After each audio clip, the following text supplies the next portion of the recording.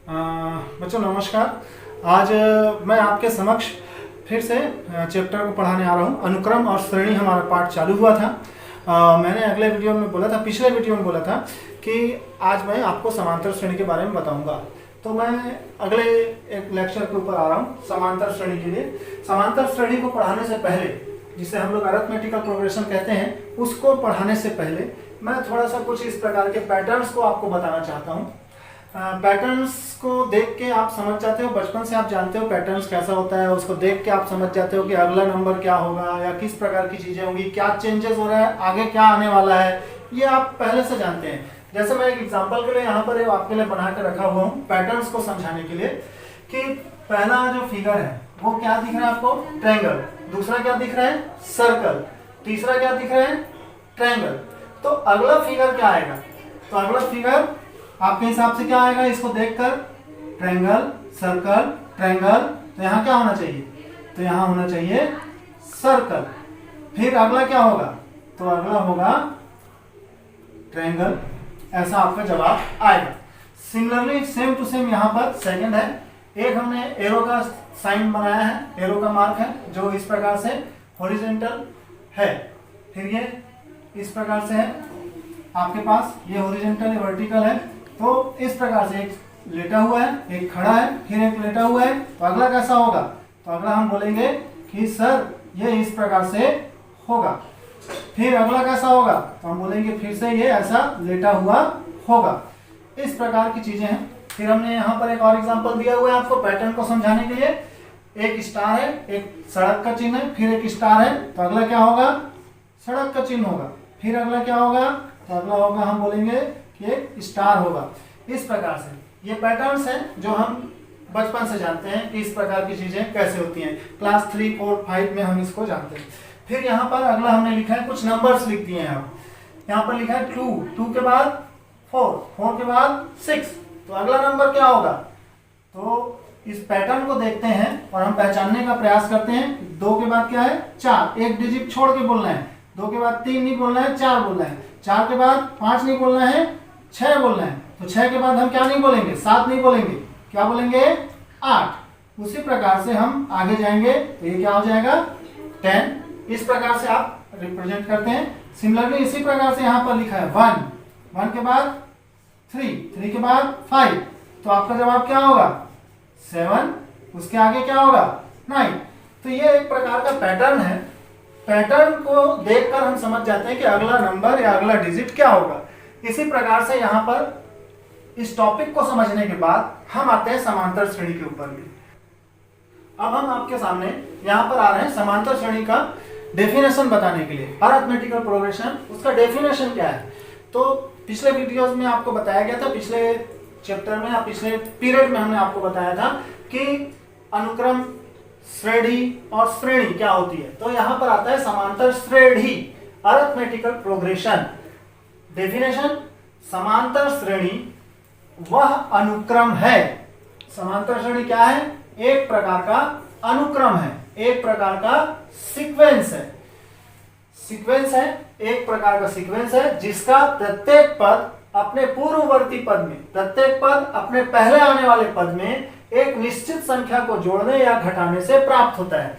जैसे यहाँ पर हमने लिखा 4, तो 4 के पहले वाला पद है 2।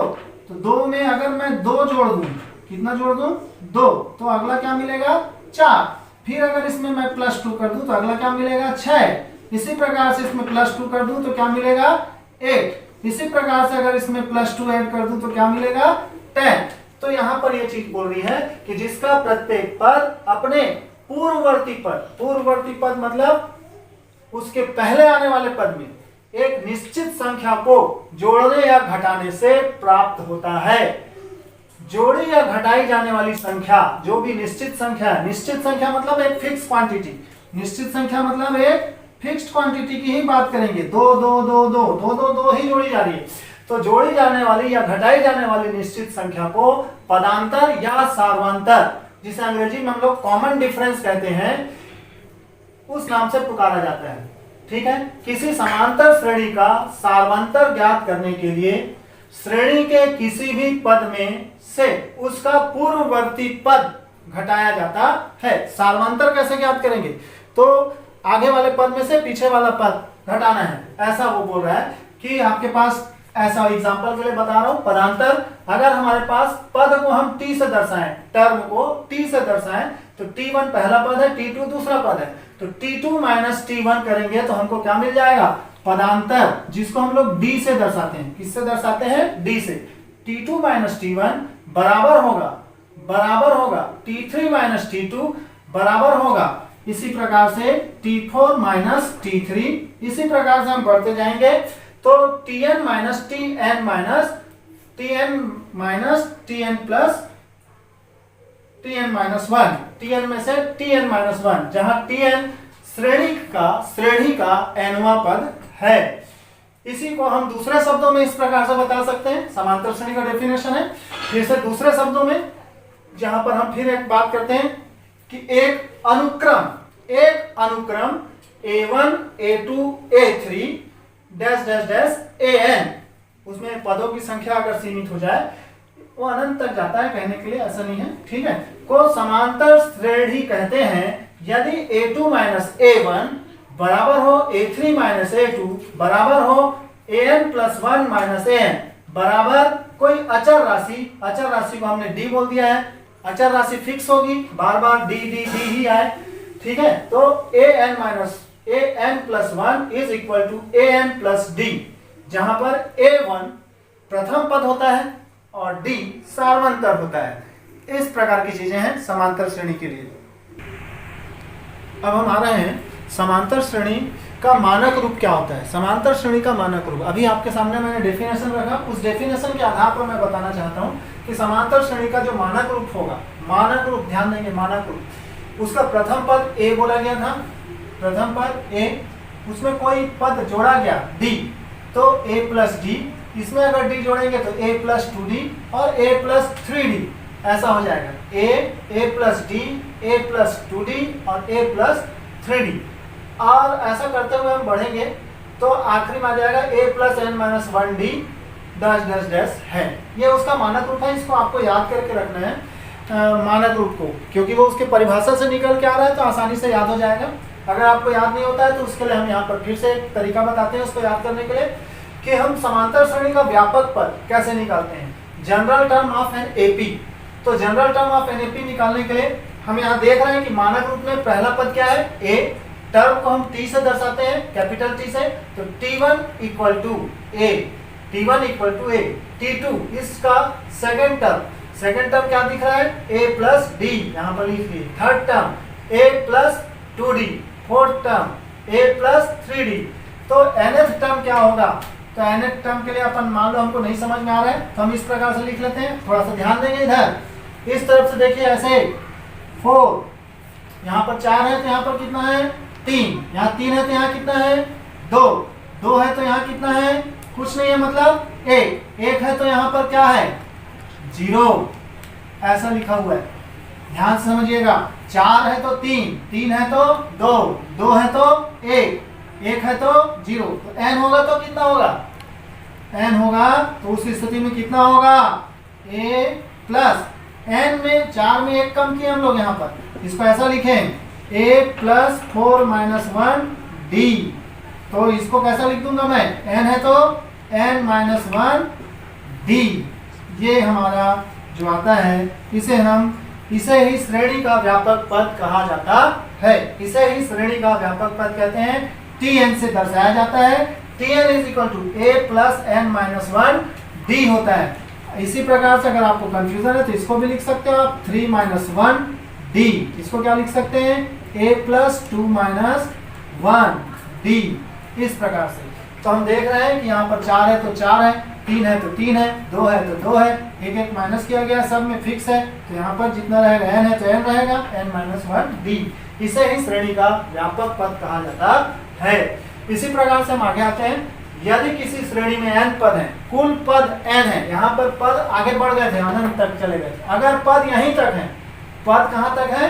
यहीं तक है। यदि किसी श्रेणी में n पद है तो nवां पद उस श्रेणी का अंतिम पद कहलाता है। अंतिम पद, उसे हम लोग लास्ट टर्म बोलकर भी बोलते हैं। उसको क्या बोलते हैं? अंतिम पद को लास्ट टर्म। क्या बोलते हैं? Last term.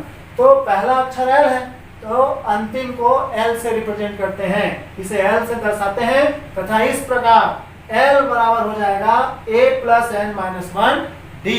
तो जनरल टर्म भी यही है, अंतिम पद भी यही है, जनरल टर्म और अंतिम पद। फिर आते हैं नोट शीट। अब थोड़ा यहाँ पर ध्यान से देखेंगे, कुछ टिप्पणी है उसको समझिएगा। समांतर श्रेणी के पद तो हम देख रहे थे, पहले पद को हम क्या बोलते हैं? T1, दूसरे पद को क्या बोलते हैं? T2, तीसरे पद को क्या बोलते हैं? T3 और चौथे पद को T4 और nवें पद को, अंतिम पद को Tn से दर्शाया जाता है, या इसी को हम लोग क्या बोलते हैं? L। इसी को हम लोग क्या बोलते हैं? L। अर्थात अंतिम पद L बराबर क्या होता है? Tn, और Tn बराबर होता है a plus n minus 1 d. समांतर श्रेणी। अब आता है समांतर श्रेणी। यहां से पहला, दूसरा, तीसरा, चौथा करते हुए ये कौन सा पद था? तो ये nवां पद था। ये कौन सा पद था? ये nवां पद था। अगर इसी को हम लोग क्या बोलते हैं? अंतिम पद भी बोलते हैं, है ना। अगर मैं अंतिम से गिनना चालू करूं तो अंतिम से nवां पद क्या होगा? इधर से गिन रहे थे तो nवां पद ये था, इधर से गिनेंगे तो ये 1 होगा, फिर 2 होगा, फिर 3 होगा, तो ये वाला क्या हो जाएगा? ये वाला nवां पद हो जाएगा। तो अंत से nवां पद वो कौन होगा? T1 होना चाहिए। अंत से nवां पद क्या होगा? T1 बराबर a। ठीक है। अतः समांतर श्रेणी का अंत से nवां पद, उसका सूत्र बनाया जा रहा है यहाँ पर, अंत से nवां पद। तो अंत हो गया l, अंत को हम लोग क्या बोल रहे थे? l। तो अंत से nवां पद, अगर उसमें n-1d को घटा दिया जाए, n-1d को क्या कर दिया जाए? घटा दिया जाए l में से, तो हमको क्या मिल जाएगा? a मिल जाएगा। तो समांतर श्रेणी का अंत से nवां पद, अगर अंतिम पद दिया गया है, सार्वंतर दिया गया है, पदों की संख्या दी गई है, तो अंत से nवां पद ज्ञात किया जा सकता है। अब मैं थोड़ा सा आगे बढ़ रहा हूं, नया टॉपिक की तरफ आ रहा हूं। समांतर श्रेणी के n पदों का योगफल। अब हम पढ़ाने जा रहे हैं आपको समांतर श्रेणी के n पदों का योगफल। माना n पदों का योगफल, मान लिया अपन लोग कि ये जितने पद हैं इन सभी का योग क्या है? Sn है। क्या है? Sn है, कैपिटल Sn है। तब Sn बराबर योगफल बोला है तो प्रत्येक पद को जोड़ेंगे, T1 plus T2 plus T3 plus T4 plus ऐसे डॉट डॉट डॉट करके अंतिम पद तक को जोड़ना है, Tn तक को। तो या इसको अपन ऐसा भी लिख सकते हैं, Sn बराबर T1 plus T2 plus T3 plus T4 plus Tn। तो Tn के पहले वाला पद क्या होगा? Tn-1। इस प्रकार की चीजें। अब यहाँ पर आने के बाद मैं आपको इसका फार्मूला निकालना सिखाता हूँ। अब हम आ रहे हैं कि n पदों के योगफल का सूत्र कैसे निकालते हैं। हमने अभी थोड़ी देर पहले n पदों का योगफल बताया था, Sn बराबर T1 plus T2 plus T3 plus Tn-1 plus Tn। अब हम यहाँ पर वैल्यू डालते हैं। पहला पद a, T2 की जगह a प्लस d, T3 की जगह a प्लस 2d, Tn-1 की जगह a plus n minus 2d plus Tn की जगह a plus n minus 1d। इस प्रकार से हमने लिख लिया। अब हम इसी को क्या करते हैं? फिर से वापस पलट के लिखते हैं। पदों की संख्या हम नहीं बदल रहे हैं, इसको पलट रहे हैं, इसको इधर से लिखना चालू कर रहे हैं। पलट के लिखिए तो ये यहाँ आ जाएगा, ये वाला यहाँ आ गया। फिर अपन इसको ऐसा लिखते लिखते आखिरी पद a प्लस डी और a ऐसा लिख लिया गया सिस्टम से, एक के नीचे एक। फिर इन दोनों का अपन ने जोड़ दिया। दोनों का अपन ने क्या क्या जोड़ा? जोड़ने पर क्या हुआ? 2Sn बराबर, ये दोनों को जोड़ देंगे 2a plus n minus 1d। फिर इन दोनों को जोड़ेंगे तो 2a plus n minus 1d, 2a plus n minus 1d, ऐसा करते हुए n बार आएगा, जिसको हम लोग 2Sn बराबर n टाइम्स लिख सकते हैं, n times 2a plus n minus 1d। यहाँ से हम 2 को ट्रांसफर कर देंगे तो Sn इक्वल टू हो जाएगा n by 2 2a plus n minus 1d, जहाँ पर Sn n पदों की संख्या का योग है, n पदों का योगफल है, n पदों की संख्या है, a प्रथम पद है और d सार्वंतर है। पुनः Sn बराबर n by 2 2a plus n minus 1d को हम ले लेते हैं। n by 2 is equal to, इसको ऐसा लिख सकते हैं 2a को a plus n minus 1d, इसको हम l कहते हैं। तो ये दूसरा सूत्र आ जाता है Sn इक्वल टू, एक सूत्र और होता है n पदों के योगफल का, Sn is equal to n by 2 a plus l। जहां पर Sn n पदों का योगफल है, n पदों की संख्या है, a प्रथम पद है और l अंतिम पद है। अब हम आ रहे हैं यहाँ पर कुछ विशेष चीजों के बारे में जो समांतर श्रेणी के लिए बहुत जरूरी है। जैसे हमको बोला जाता है कि किसी समांतर श्रेणी के क्रमागत पद, समांतर श्रेणी के क्रमागत पद, तो जनरली हमारा दिमाग आता है क्रमागत पद मतलब लाइन से आने वाले पद, और समांतर श्रेणी का जो मानक रूप होता है a plus D, a plus 2d, a plus 3d। तो हम क्रमागत पद की बात करते हैं तो हम अपने हिसाब से क्या बोल देते हैं, 3 पद a plus D, a plus 2d, line से आने वाले पद। लेकिन हमको ऐसा नहीं लेना है। जब भी हम समांतर श्रेणी के 3 क्रमागत पद की बात करेंगे तो हम ऐसा लेंगे a minus D, a plus D. समांतर श्रेणी के अंतर्गत 3 क्रमागत पद साइंटिस्ट लोगों ने, गणितज्ञ लोगों ने बताया हुआ है a minus D, a plus D. ऐसा भी लेने से काम हो जाता है, लेकिन हमको इसी प्रकार से लेना है a minus D, a plus D. यहाँ पर सार्वंतर, प्रत्येक पद के बीच में सार्वंतर कितने का होगा, तो d का होगा। प्रत्येक पद के बीच में सार्वंतर कितने का होगा, d का। इसी प्रकार समांतर श्रेणी के 4 क्रमागत पद a minus 3d, a minus D, a plus D, a plus 3d, इस प्रकार से लिया जाता है। जब 4 पद लेते हैं तो यहाँ पर पदों की संख्या क्या हो गई, सम संख्या में आ गए, तो सार्वंतर 2d कहता है, सार्वंतर 2d। समांतर श्रेणी के 5 क्रमागत पद a minus 2d, a minus D, a plus D, a plus 2d, सार्वंतर d होगा। 6 पद के लिए फिर सार्वंतर 2d हो जाएगा। इस प्रकार से पदों का चॉइस किया जाता है। समांतर माद, अब मैं नए टॉपिक पे आ रहा हूँ, समांतर माद, अरिथमेटिकल मीन। क्या आ रहे हैं अपन, अरिथमेटिकल मीन। इसमें हम काम कैसे करते हैं, तो इसमें बोलता है यदि a, कैपिटल A और B एक समांतर श्रेणी में है तो बीच वाली संख्या को, जो बीच में है, उसे इन दोनों का समांतर माध्य कहा जाता है, उसे इन दोनों का समांतर माध्य कहा जाता है। यहाँ पर मैं आ रहा हूँ a और b समांतर श्रेणी में है। अगर ये समांतर श्रेणी में है तो उस कंडीशन में सार्वंतर बराबर होगा, सार्वंतर कॉमन डिफरेंस इक्वल होगा। कॉमन डिफरेंस मतलब t2 माइनस t1 बराबर होना चाहिए t3 माइनस t2 के। हमने लिख लिया a minus small a, b minus a, फिर यहाँ पर इसको ट्रांसफर कर दिए तो a प्लस a हो जाएगा, और ये उधर चला गया तो a प्लस b, तो 2a इक्वल टू हो गया a plus b, therefore a is equal to हो गया a प्लस b बाई 2। इसको हम लोग समांतर माध्य का सूत्र कहते हैं, फार्मूला कहते हैं, अरिथमेटिकल मीन। दो संख्याओं के बीच का समांतर माध्य ज्ञात करना।